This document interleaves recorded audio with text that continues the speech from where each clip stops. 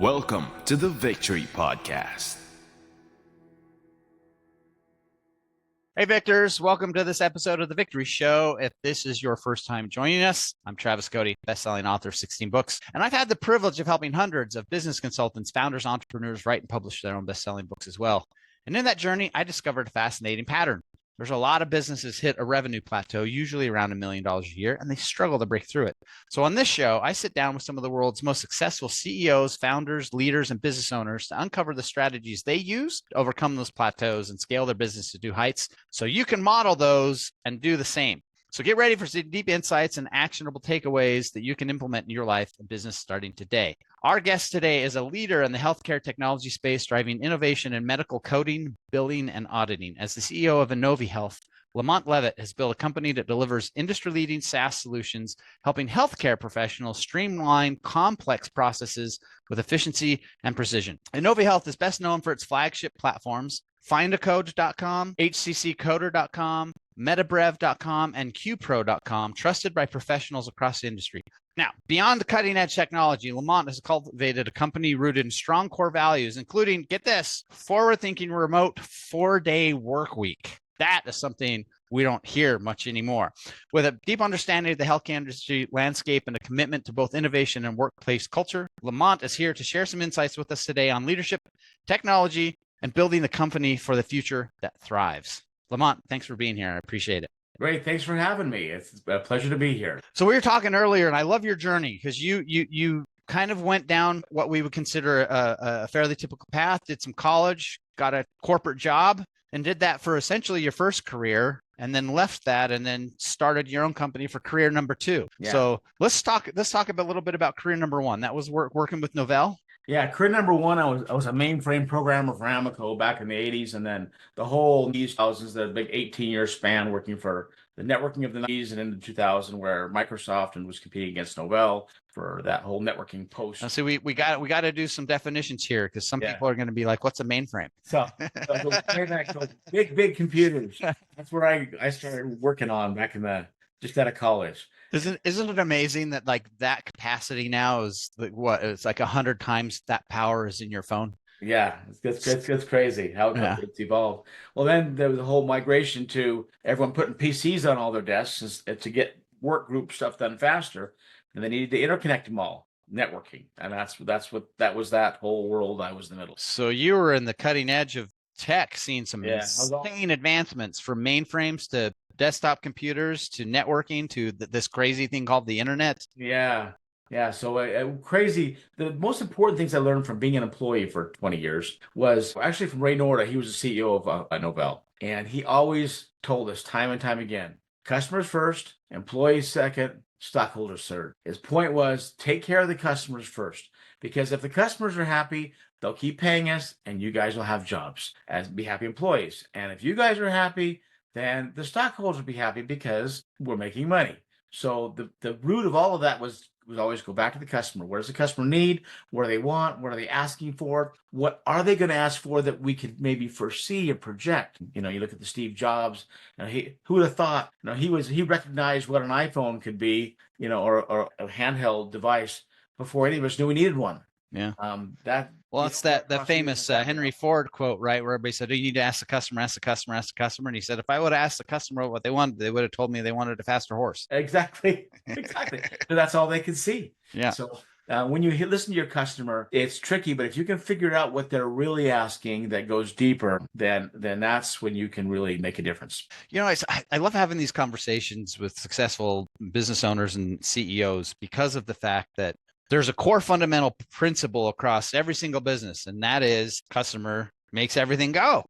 And I bring that up because I was in Hollywood for 20 years, and my mentor, he actually wrote a book called The New Art and Science of Filmmaking, how to fix the accidental industry. And he talked about this exact specific thing where they called it's show business, but he said 98% of the people there have no idea about the business part of it. And so when you get into there's everything, it's just chaos. And so I bring that up because what's the fundamental thing of a business is you make your customer happy. And I could go off on diatribes about this last 10 or 15 years where you're like, what is Hollywood? Like, who are they making these movies for? Because everybody I talk to is like, I don't get it. So how did that show up then in the work that you guys were doing? in terms of making the customer first? A lot of times customers would have, in a network environment, people would have challenges when things weren't working. Was it a hardware problem, a driver problem, a third party problem?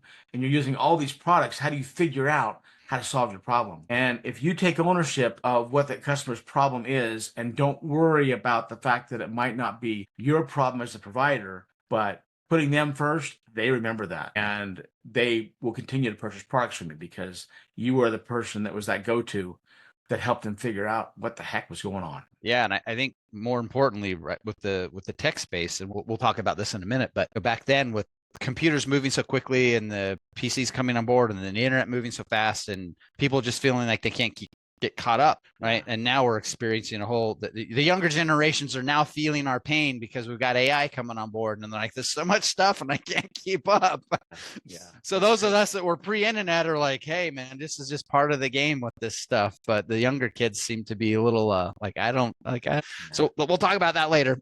So at what point did you realize you'd had enough? Like, was there a point where you said, you know what, I don't want to be an employee anymore. I want to be. Well, it got to the point where there was a big migration. They were moving at the time, moving a lot of jobs to overseas. Yeah. And so, or it was not so much that I wouldn't have maybe stayed, but when you can see your whole departments being moved out. I spent over a year training my replacements in another country and getting them on board and what they needed to do the job. And then at that point, I'm like, I'm at a point in my career where I've seen everything that is good about business and what's bad. I want to go out there and try to do this on my own. Mm-hmm. And we started out wanting to build a SaaS company, but we got to pay the mortgage, right? So you got to do a lot of by the hour work still, consulting, projects for the people while you're building out your other whether it be a SaaS or a service offering. We had recognized as we were going along that there was a great opportunity for us in a big code set change, biggest one in a long time, and it moved to what's called ICD-10. And so we put a lot of effort. We had a really warm market in the chiropractic space and sold, 20,000 plus books to all them. So back in 9 years ago, we were a company that was 50% of revenue or more was books. Another half was software. Wow. So about 9 years ago, we had our full pivot where that was our first year in 2016 where we made more money selling software than books. And then we realized, okay, this is where the world's going, where obviously people want content and we give people content the way they want it. And we said, well, we got great content in our books, but if people want to be on a computer, or they want to be on a handheld or whatever, let's go with the full SaaS and really push that hard and de-emphasize the book. So last year was our first year with no book sales. Wow. We phased out in the middle of last year. We're straight ARR type business now. Now, through all that, we had a couple other pivots along the way. The first $1 million, it is the toughest because that's where you got to figure out, do I really have a business? Yep. And the first thing you got to do, in my mind, is you got to get to where you have 3 big customers. You get the first one, and then the way you get the second, the third one is to tell the second and third guys, well, we already have the first biggest customer. So, obviously we can handle the scale. People are kind of afraid when you're smaller, can these guys handle me? Once you have those first 3, then those can be a reference point for anyone else that says, well, I don't know, can you handle it? It's like, what do you mean? You guys are half the size of what we already have. Of course we can handle you guys. So that's the most important, is to get those first couple. You may have some big ones that only have 1 to 5 customers to start with, but they're a big name. You're in a pilot program, but don't be afraid to put them on your website at the bottom saying, we're with this company and this insurance company and this hospital and this government entity, because those are reference points that people will recognize.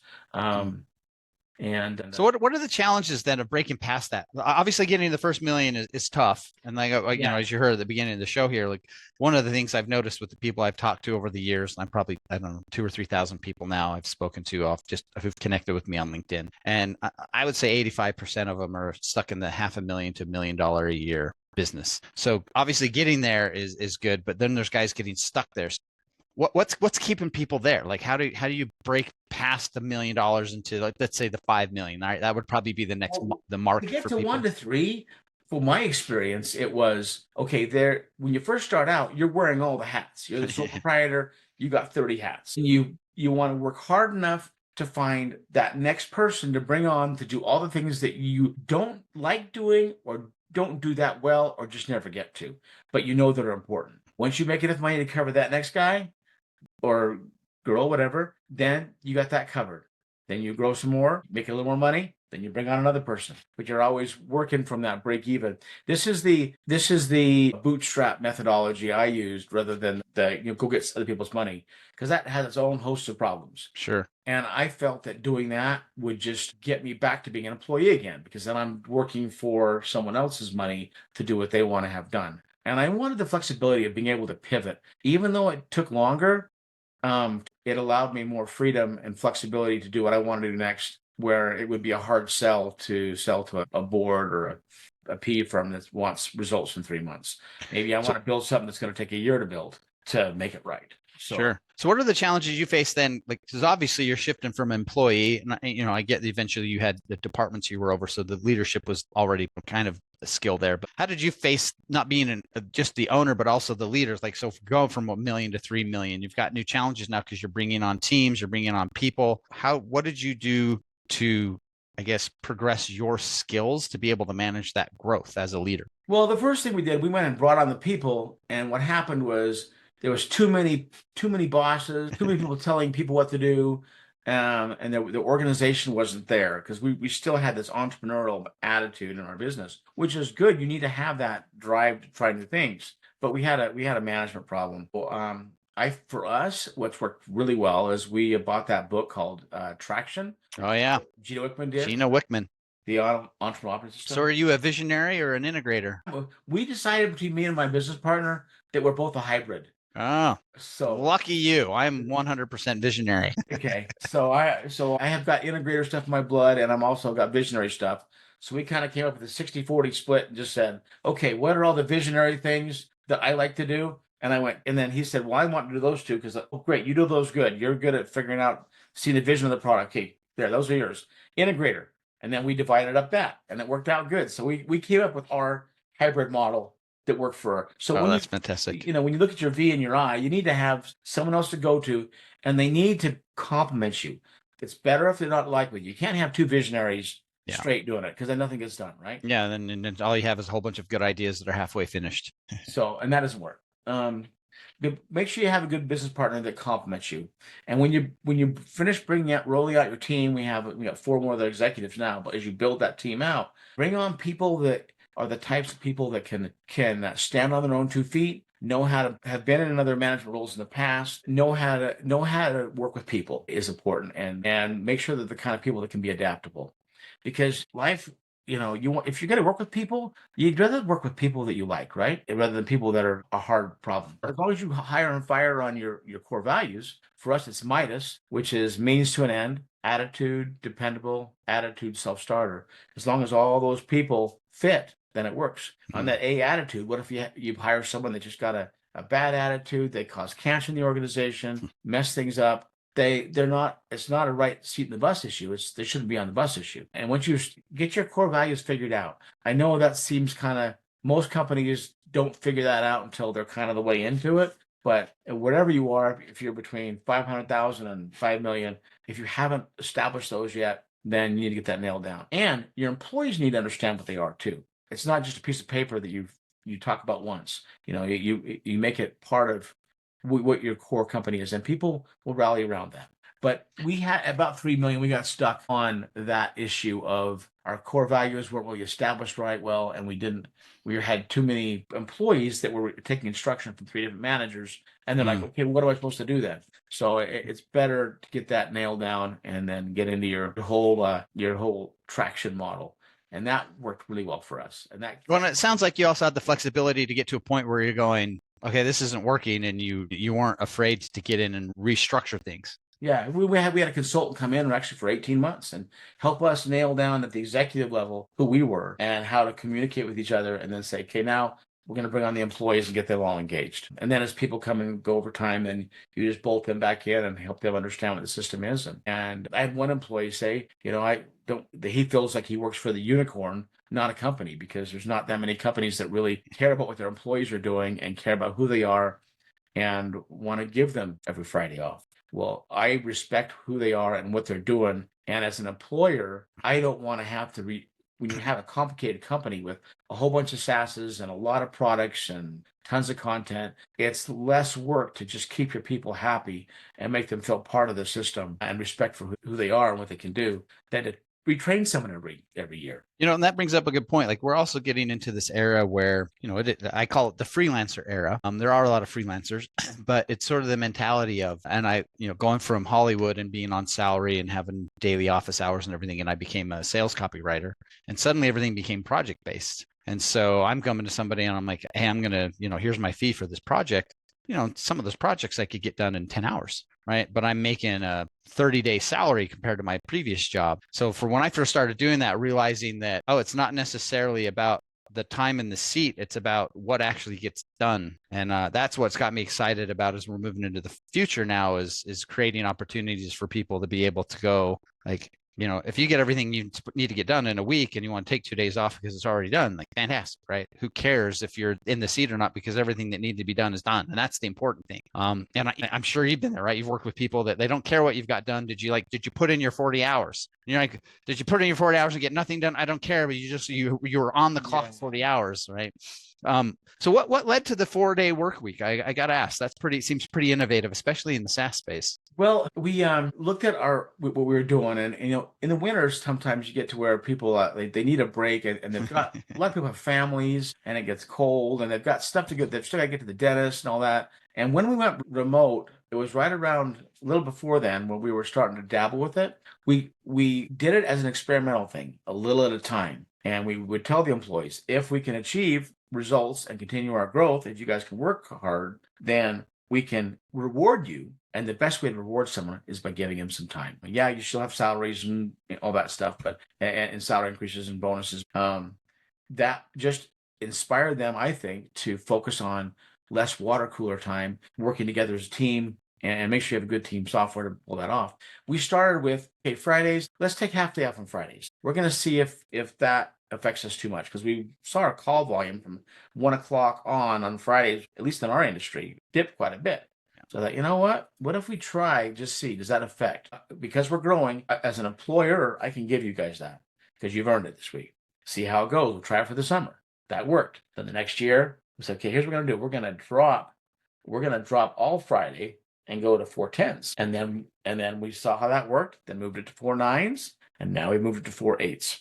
So we actually can give them, it's not just a 4/10, it's a 4/8. But that's remarkable. Part of me inside of me is chuckling because I'm going, you doing it the way you did it was also because you're having to decondition Americans, because we're like, if I'm not working, I have noticed that's very much American, especially in the entrepreneurial space of like, I got to get my, entrepreneurs are like, I'm part-time 60 hours a week. And it's like, but what if you could only work for 30? And this will be a good segue to what we were talking about earlier. I'm following, I call him a kid. He's like probably 23, remarkable with AI stuff.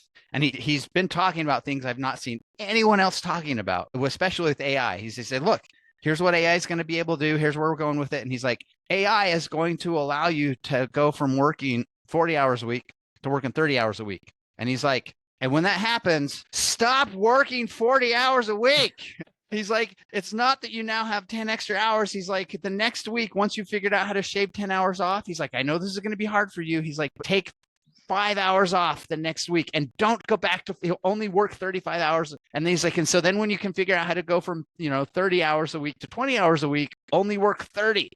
And I was thinking about that and I was going, that's really funny, because that was sort of the big, I'm going to call it the big lie of it when smartphones came along and we started getting the internet of like, look how much more productive we are. We're going to be able to get 40 hours of work done in 20 hours. And everybody just shifted to like, well, I guess I'm just going to have to get 80 hours of work done now in 40 hours a week. Nobody stopped to go, well, let's just work the 20 hours. Right. And so like, I feel in some ways you've helped to kind of decondition your employees to be like, it's okay to work 32 hours a week. It's okay. You know what? It's something fun to shoot for. And of course, we have to, for the few support calls or whatever, that for Fridays would be open, so the person that works Friday doesn't work Monday, but just detail. But the idea is 4 days a week, and all at the same time. One thing I wanted to add was, when you do that, it helps other people. It helps your whole family. You might have a situation where maybe if you've got a guy working for you, maybe he's married and his wife has a whole bunch of little kids, and she can use that day to do some things maybe she wants to do. So it does, it really solidifies the whole family into your culture of Wow. being part of it. And the cool thing about what AI is going to do, at least in our company, I've been in a mastermind for the last year, learning a lot of new technologies with Perplexity and Claude and Grok and all the different things, and to see the evolution over the last year or two. Yeah. They're leapfrogging each other. One's better at one thing this week, and then next week, and then another guy just, then Grok does it, goes ballistic. And anyway, it's kind of hard to keep up. And I think, but what's good though is we're finding tasks and things we can do in our company to make us more efficient. Data that I wanted to know to solve how I should move the company forward, I can find out quicker, and my people can find out quicker. So the whole idea is if you the one guy I'll just share with you wrote the book. It's an ingrained AI into your whole system is the idea, but you build your own governance in your company, make sure everyone's using the tools the same way, you know how to use them, and look throughout your organization, how can it be more effective?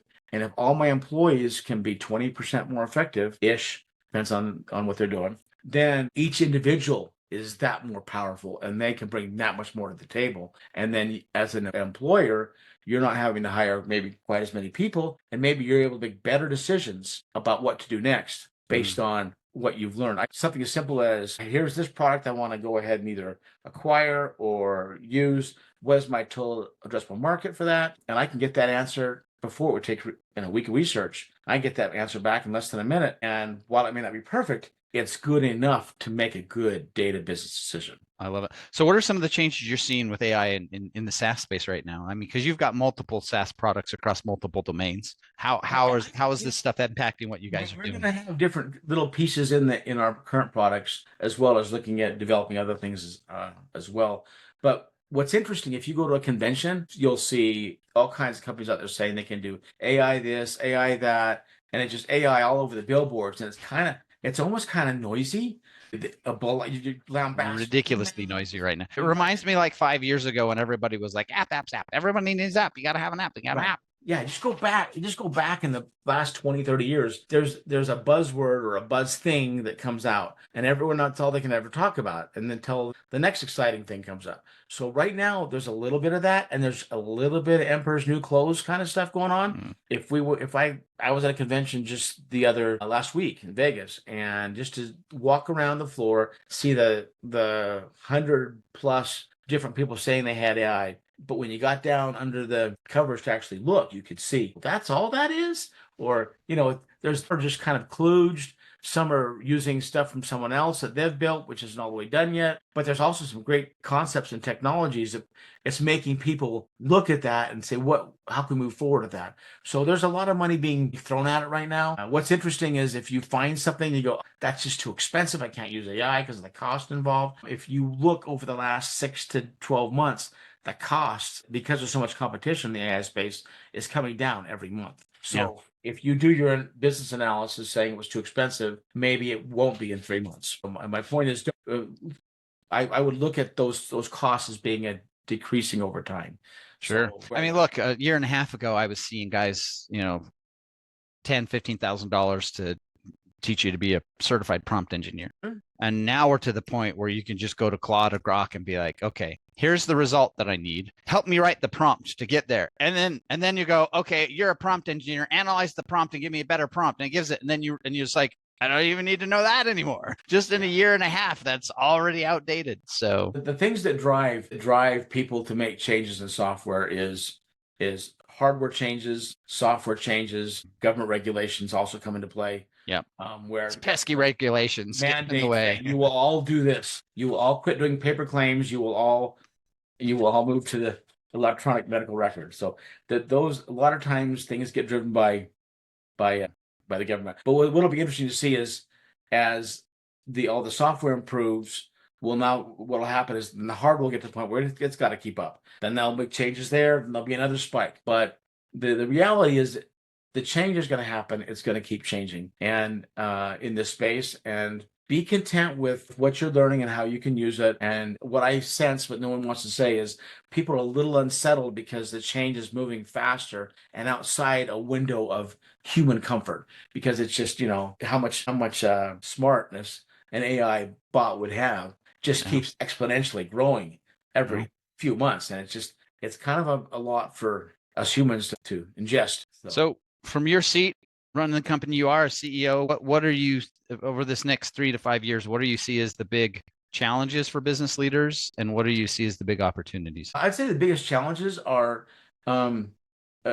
understanding, with the AI change, understand how the industry, if this kind of change is happening, how it affects you currently, how it affects your customers, and what they're doing and what they might do in the future, and what opportunities does it present for you where you're already in industry and you already have your customers. Are you going to be part of their solution, or are they going to have to go somewhere else? So I think being aware of what their needs are, and there'll be different industries that will evolve at different paces. Sure. But the important thing is to have an open mind to everything. And that's, as a business leader should do it. You should have a little bit of paranoid, like, what could work against me? What keeps me up at night is, okay, what do I have to do to move the company forward? Where's that next set of customers? How can I market better? How can I sell better? What are the deficiencies in my current product that the customers need, that they are asking for? And what are they not asking for that they need? I think there needs to be a little bit more tightness with at the company level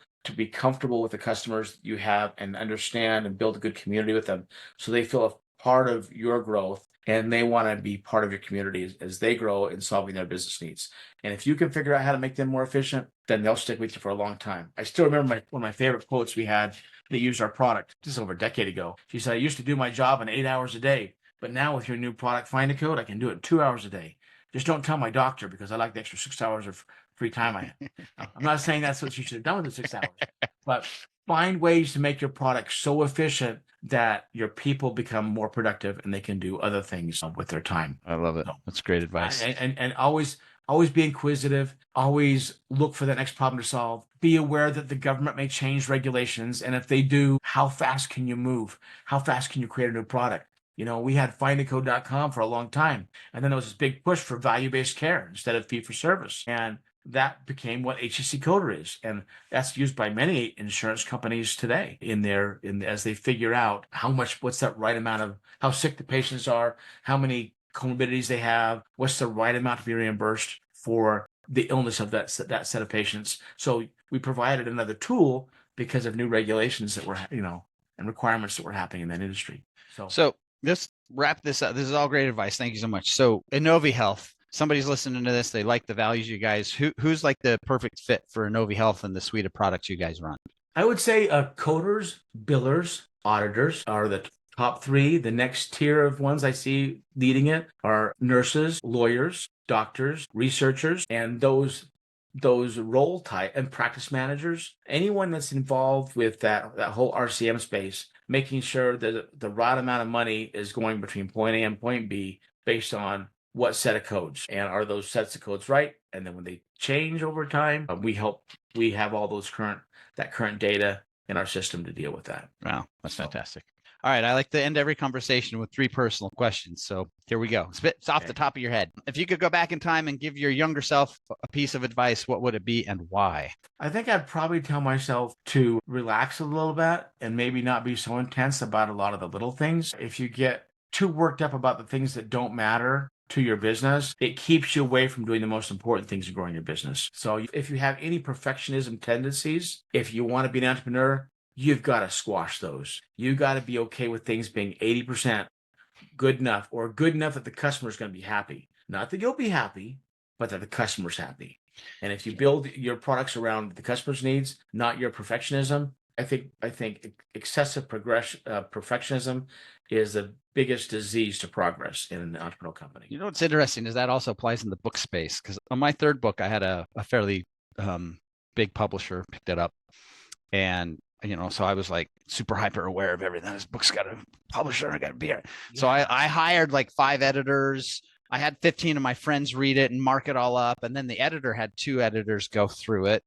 And then we published it, and in the first 5 pages, I caught 3 typos. And I was like, guys, 35 people looked at this man, and then the first 5 pages, And after that, I realized no matter what I do, the book will never be perfect. I have to get to and so my mantra now when I'm writing is when on my second or third edit, I will go, is this good enough to get out and go? And if I can say yes, I will let the typos I know are going to be found in there. I got to let them go so we can move on. I have seen so many products. I mean, prior to our business, back in the Novell days, where there were products that they wanted to get perfect too much to the point where it was keeping the product from getting out the door. They would never launch. And I think any software company struggles with that. But yeah, just make sure that your customers are going to be happy, and then you can be adding. And I think the iterative approach to software is a lot better than try to get a big bunch of things all together working at the same time. Just build and build and pivot, build and build. So what belief or mindset shift has had the biggest impact on your success and your happiness? I think the biggest mindset probably is to look at myself and look at my own tendencies and recognize when I'm doing something where I can do it, and taking that off my plate and say, okay, I'm hiring you to do this job. Take a little bit of a laissez-faire approach to it and just say, you go build it your way, and then report back how it's going. And then be okay if it doesn't go maybe as you wanted to do. Allow people will want to work for you if they don't feel like they're being micromanaged, but they're given a general direction, and then they can bring their own style and their own personality into building out a department or solving a particular business problem.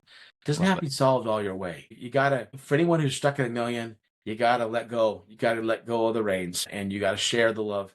But it's so hard. Yeah, you gotta let go, man. You gotta take a laissez-faire approach, not to lose control to where the company's not moving forward, but maybe how you would do things, you lose control of a little bit. That's how you switch from being a sole proprietor to being a business owner. And then when that happens and you have solid people running your business, then you can be even more strategic and go create new partnerships and do more new acquisitions and find out where you should be. I think the biggest thing I've learned is by being stuck down in the weeds, you can't see the forest for the trees. And the opportunity cost is all the things that you lose because you're so focused on being down in the business instead of working on your business. Yeah, no, I love it.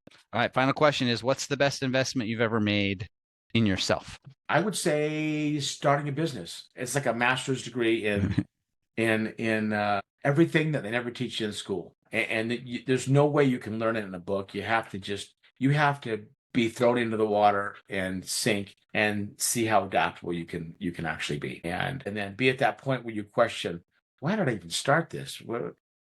And when I started doing what I'm doing now, I thought, well, this would be a nice little thing to do for, a year or two. And then before you know it, you just keep building and building and building. And before you know it turns into the rest of your career.